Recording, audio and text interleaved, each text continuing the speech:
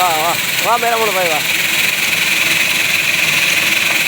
હા આપણે દવણું કરવાનું મશીન આજે હાલે 400 ટુકડા ઘઉં. આ ગીતાનો ઓપનર છે.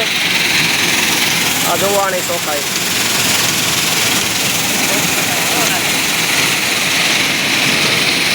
આ વર્ષે આપણે છે ને આ ઓપનરની મિની ટ્રેક્ટરમાં જૂતે એવું બનાવ્યું.